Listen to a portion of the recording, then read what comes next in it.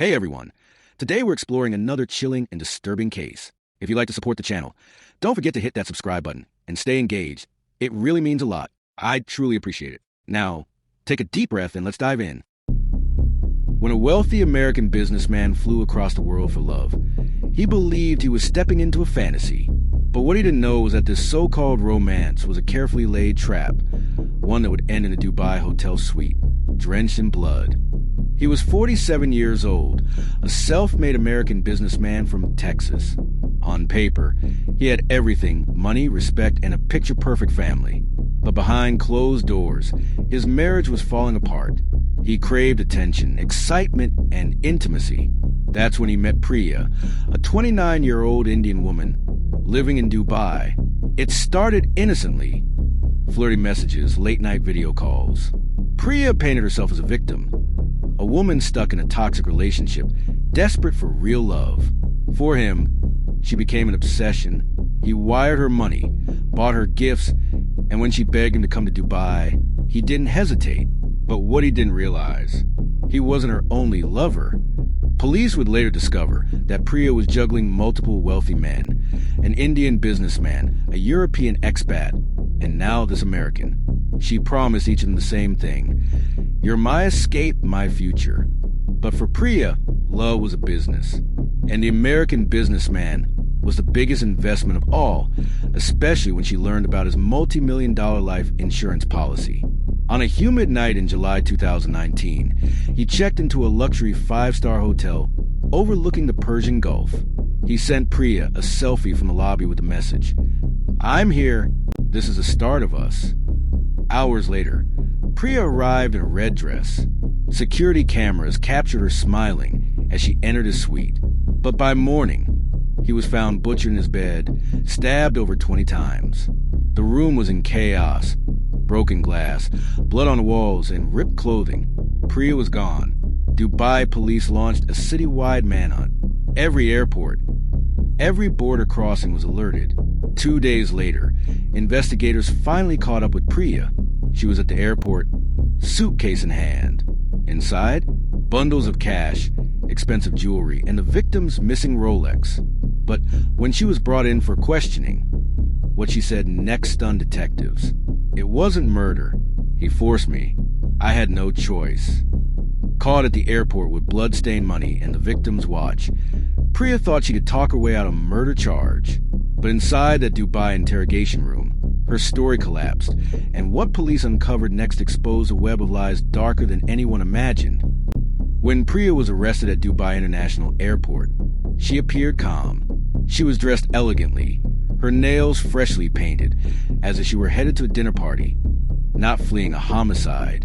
In her suitcase, thousands in US dollars, designer jewelry, and the businessman's Rolex watch. But when asked why she had them, Priya's answer was chillingly casual: "He gave me those as gifts." During her first interrogation, Priya insisted she was a victim.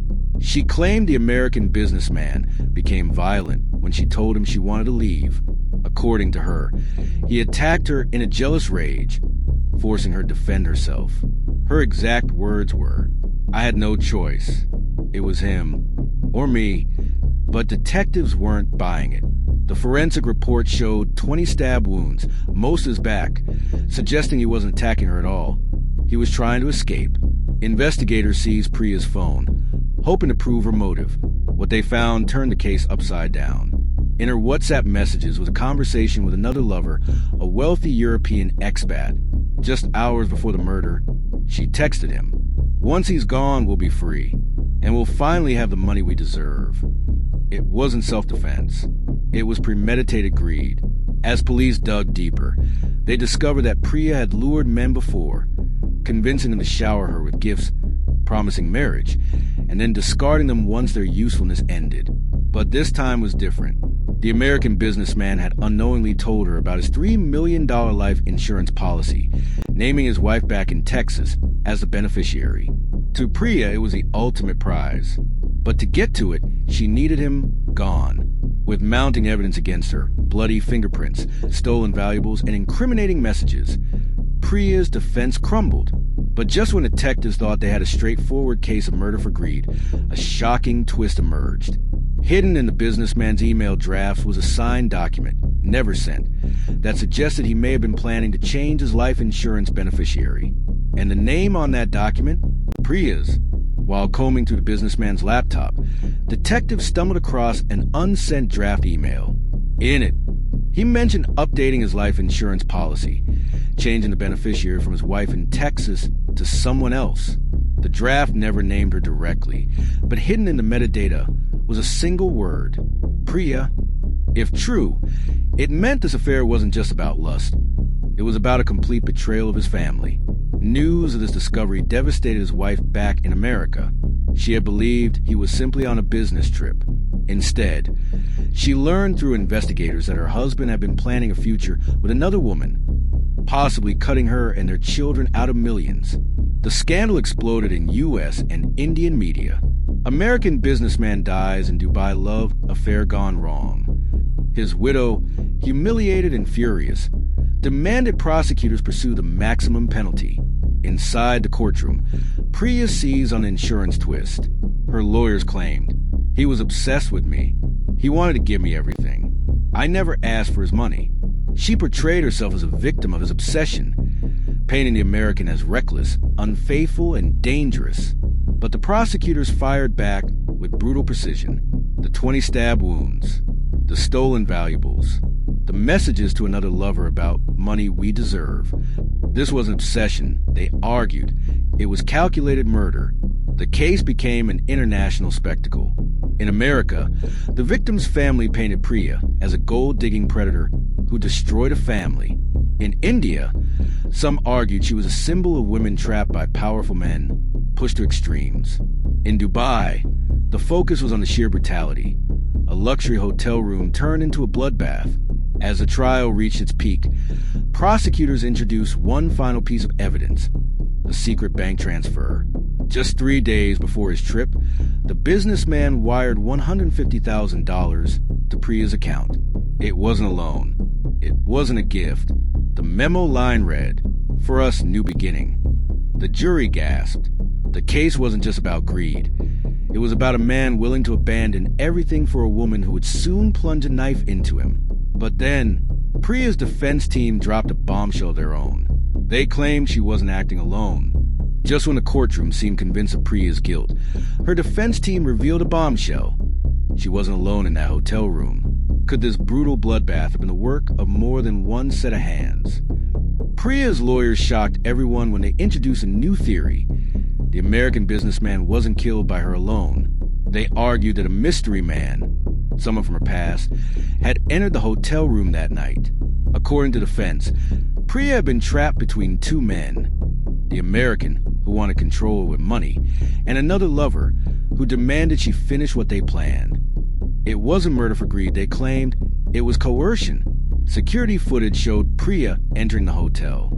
But hours later, a blurry figure appeared in the hallway, wearing a baseball cap and keeping his head down. He never officially checked in, but he disappeared into the stairwell just minutes after the estimated time of death.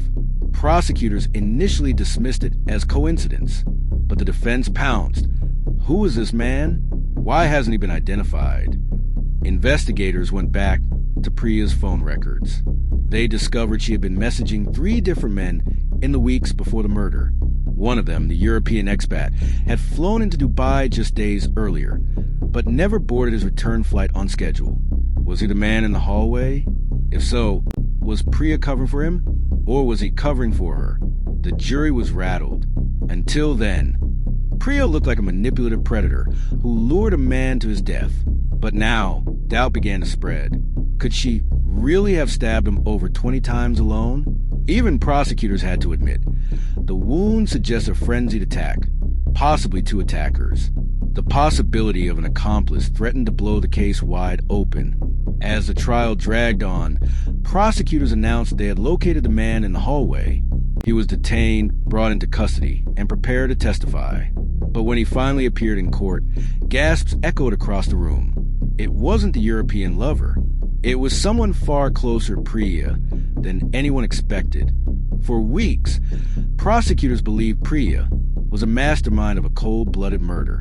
But when the so-called mystery man from a hotel hallway was finally brought into court, his identity shattered everything and revealed just how deep this betrayal really went. The man escorted into the courtroom wasn't a stranger nor a wealthy lover. It was Priya's own cousin, a Dubai-based hotel employee who had helped her check in that night. The revelation stunned the courtroom. Had Priya roped her own family into a murder plot, or had he acted behind her back? On the stand, the cousin admitted he had entered the hotel, but denied killing anyone. He claimed Priya begged him to help her escape after the stabbing. According to him, she told me he was dead. She was shaking, covered in blood. I thought if I helped her, I'd be protecting family. But prosecutors press harder. If he arrived after the stabbing, why did multiple forensic markers, bloody shoe prints, DNA traces, match his profile? Text messages between Priya and her cousin painted a chilling picture. She had written days earlier. Once this is done, we'll both be free. No more struggling. We'll finally have the life we deserve. The implication was clear. This wasn't just murder. It was a family conspiracy. When prosecutors read these messages aloud in court, Priya's mask slipped. Instead of denial, she glared at her cousin, eyes cold, lips curled into a smirk. Whispers spread through the gallery. Had she set him up too? Was her cousin just another pawn in her dangerous game? Just as the cousin prepared to take full responsibility, insisting Priya wasn't the one who wielded the knife, prosecutors dropped their next bombshell. They had uncovered security footage inside the hotel suite itself. Footage no one had seen before. It didn't just capture sounds. It captured the murder itself. Luxury hotels in Dubai are known for security, and this one was no exception. What no one realized was that the suite's hallway door was fitted with a discreet motion trigger camera installed after a string of thefts months earlier. That small device recorded everything. The footage showed the American businessman opening the door, smiling as Priya walked in. They embraced, kissed, and disappeared inside. For hours, there was laughter, room service delivered, wine poured. To any outsider, it looked like two lovers enjoying their first night together. But then, just past midnight, the atmosphere shifted. The recording captured muffled voices escalating into shouting. The businessman's tone was desperate. You said it was only me. You promised. Priya's reply was sharper, colder. You'll do what I want, or it's over.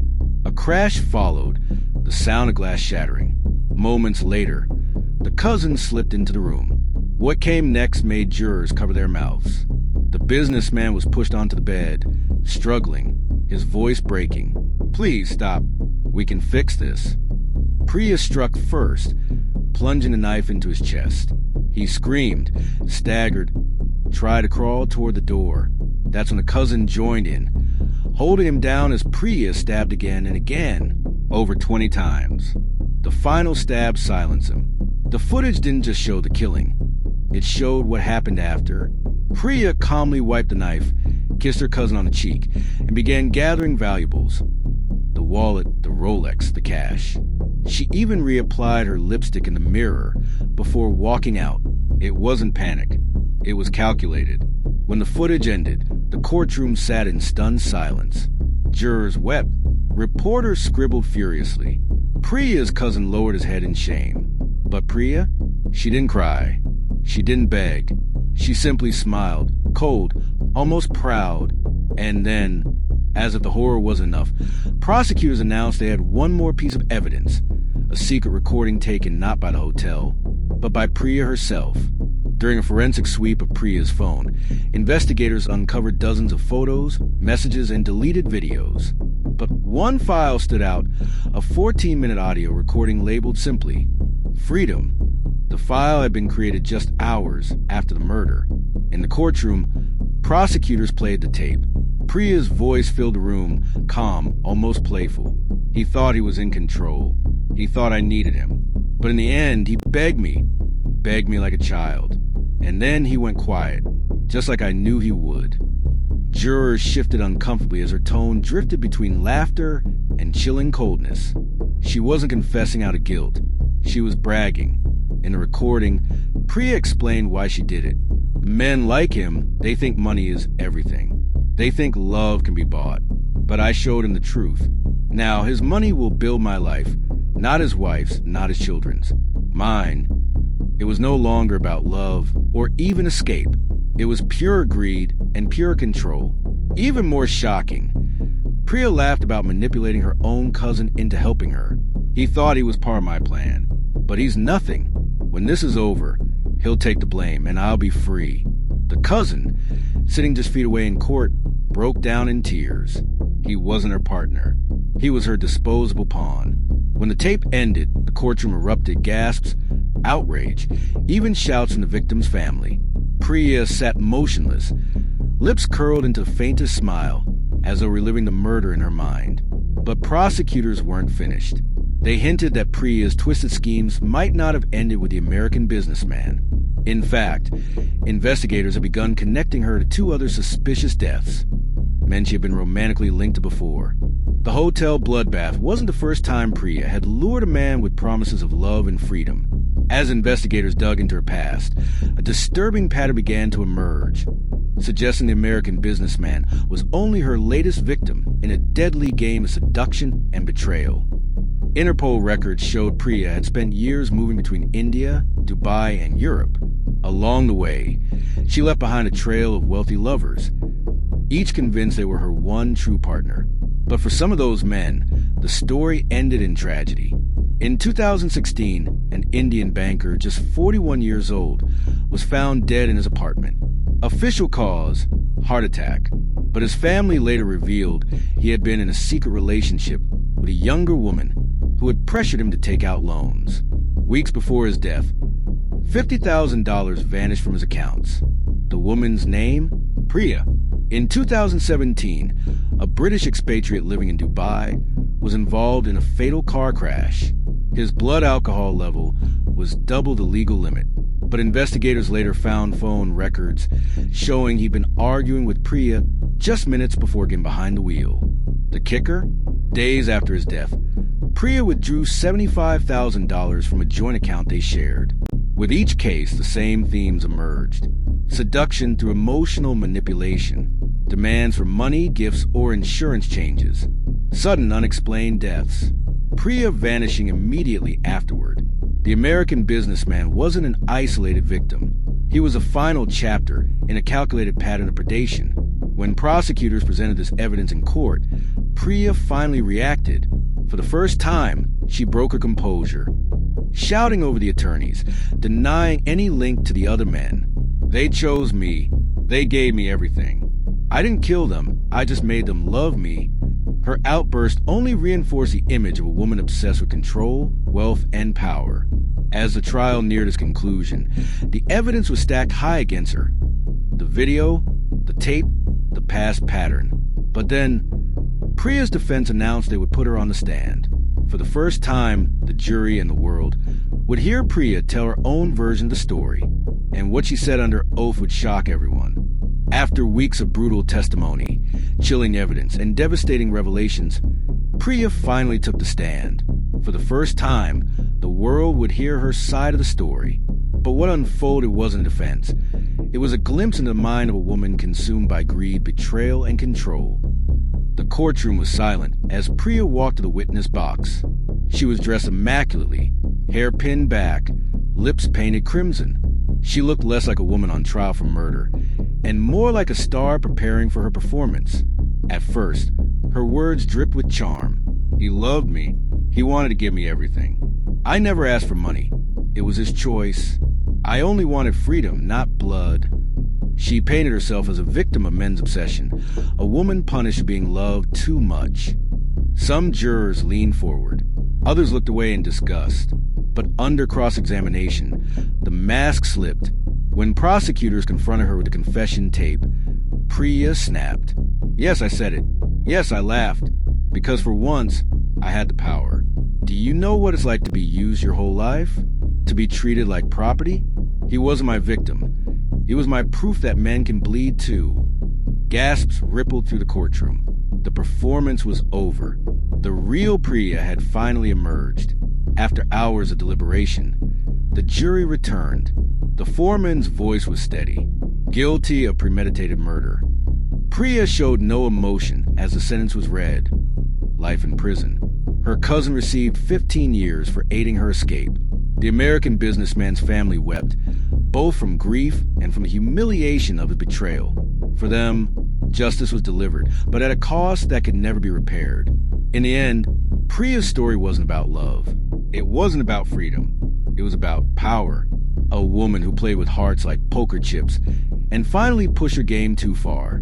What began as an online romance ended in a hotel bloodbath, a chilling reminder that sometimes the person you trust the most is the one holding the knife. What are your thoughts on this case? Share your thoughts in the comments below. And don't forget to subscribe to the channel to stay updated with more stories, where each case isn't just about crime, but also offers a lesson for life.